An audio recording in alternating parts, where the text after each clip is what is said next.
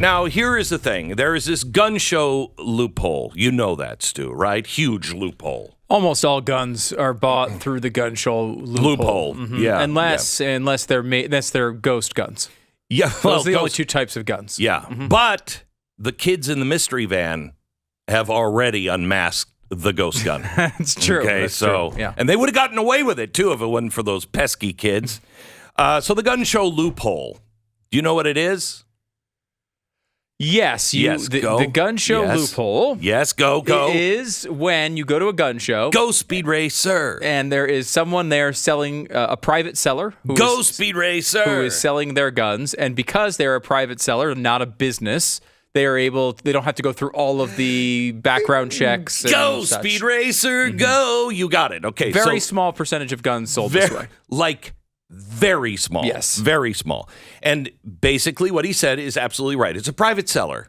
So if I have a gun to sell, and I'm not a gun store, I don't have my license, my FFL, I can sell my gun. But it's a private transaction between two people. Okay? Well, you now have to prove that you're not in business looking for profit on your gun. Now, hang on just a second.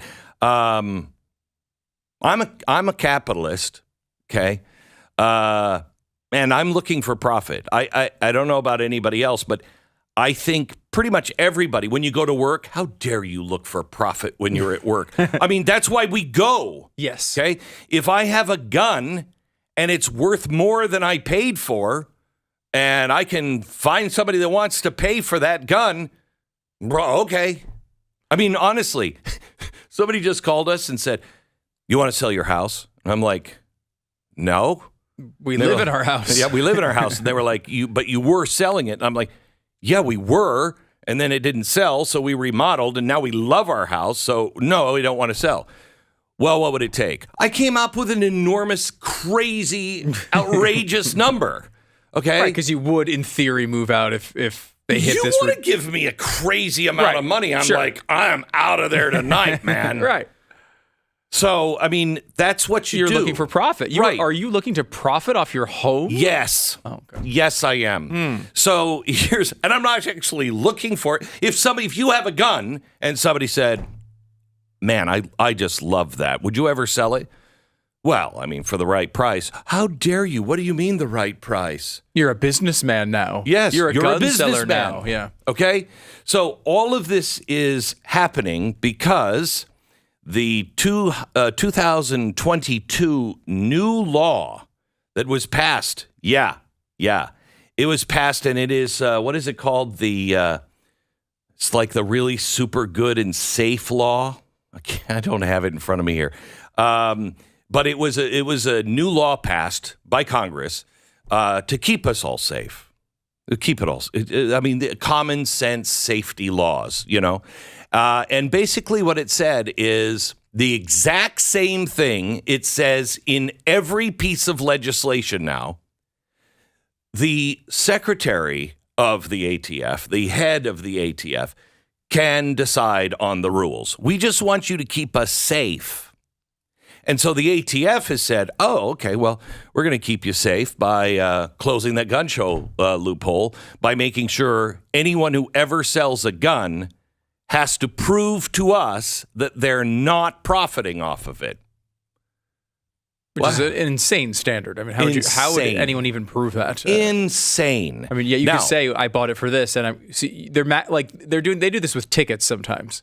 Right, where you buy tickets and they say you can't sell them for above face value. Is that the standard they're going to use for this? I mean, because obviously, like a gun might depreciate after you buy it, right? So do you have to figure out what the Well, that sounds like you'd be a business. I mean, honestly, that's much more business-like. I'm like, I don't know. I mean, I looked on the internet. It's probably you could get one for about this price.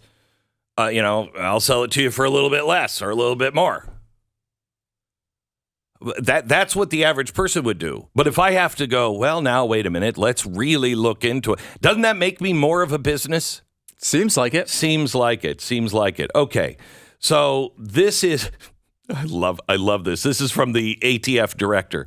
An increasing number of individuals engaged in the business of selling firearms for profit have chosen not to register as a federal firearms licensee as required by law. Instead, they've sought to make money through the off-book illicit sales of firearms. They're illicit? Yeah, of course they are. Yeah. So why wouldn't you just go after the people doing the illicit things? If it's already That's not illegal. what illicit means. Mm-hmm. Illicit means something else, okay? It doesn't mean that it's illegal. I guess it doesn't have to be illegal. Well, I guess it does. Forbidden by law. Look it up. Forbidden by law, rules, or custom. Okay, so maybe they could go with a custom. See, and that's what businesses do. They do custom things, right? That's a different usage of that word. Okay, Webster. Thank you for stopping by. So they make money. So notice it is clearly, they are clearly going after and saying these people are trying to make money on the off-book illicit sale of firearms. These activities undermine the law, endanger public safety, create significant burdens on law enforcement, and are unfair to the many licensed. I didn't read that before. And make it unfair to the many licensed dealer who make a considerable effort to follow the law. So now they're doing this. People. Yeah, because the FFL is so they're really working hard to keep us safe. They've been vilifying these people who are selling guns for decades, and now they're the good guys for this particular moment. A crap heap. ATF has issued rules that would apply more security checks on gun owners and sellers who use unregulated stabilizing braces to effectively transform pistols into more deadly rifles. So here's what they have to do now.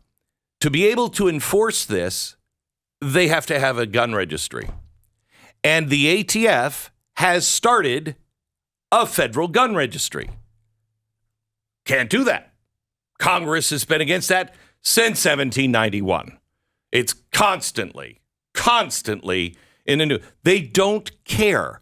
This is why you have Congress, you have the presidency, and the Supreme Court. All of our problems stem around two things.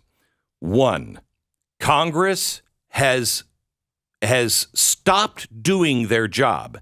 And I'll tell you why they did it. Because they just want to be reelected. That's it. They don't want to do anything unpopular. They just want to be the ones that you call up and say, hey, good job, or you got to stop these guys, so they can be the police. Except they're not really the police. Have you seen Congress actually go after the bad guys in the government? I haven't. Have you actually seen them stop really bad things? Because I haven't. What they did was say, you know what? We're going to pass that good and plenty law, that everybody should be good and have plenty of everything. And we're going to transfer that good and plenty law for interpretation by the secretary of that division of the United States government. So the cabinet secretary, who, the good and plenty law now enables, he's like, good, okay, I'll tell you how we're going to make everybody good. We're going to shoot you in the head if you're bad. I mean, this is obviously an exaggeration, but that's what the secretary can do. The secretary makes the law and the enforcement and everything else. That is the job of Congress.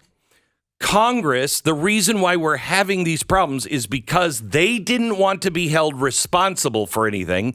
They gave up their power. And they gave it to the administrative state, which now means the presidency, the administrative state, is actually the state. Congress is just like something you would put in your curio cabinet. It was something, honestly, I should have all of the members of Congress and the Senate, and I should lock them in the American Journey Experience vault. It's a cute little curio from a time gone by that is no longer of any use. Let's just put it on the shelf. That's really what it is. And the reason why you feel so powerless is because of that. When I say the ATF director, you know his name? When I say, the Secretary of Defense, do you know his name? Maybe, most don't. He's doing something wrong. We got to get him out of there. What power do you have? What power do you have? You have the power of Congress going to Congress and say, you got to remove this guy. Oh, that's happening all the time. Look at how corrupt and how out of control our government is. They won't cut anyone's salary. They won't fire anybody.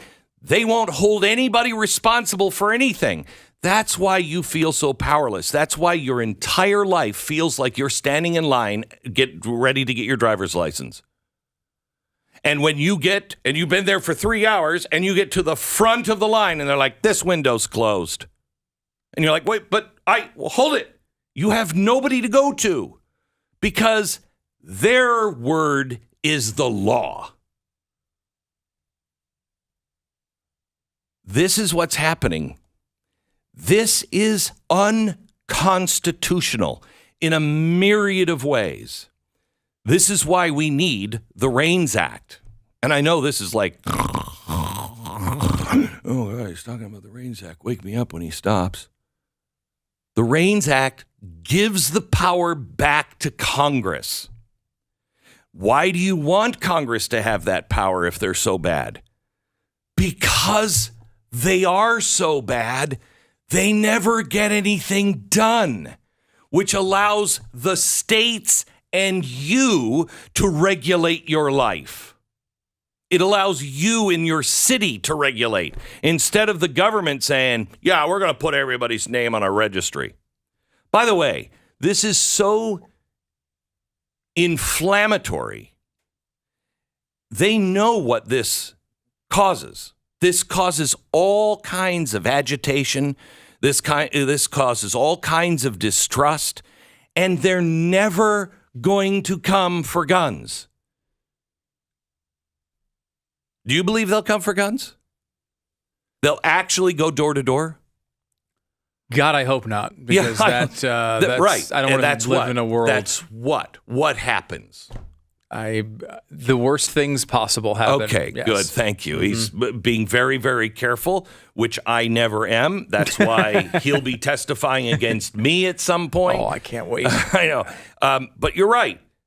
Americans, there's 350, almost 400 million guns now, aren't there? I think it is 400 million. Yeah, 400 million guns. We're not Sweden. We're not Australia. That ain't going to work.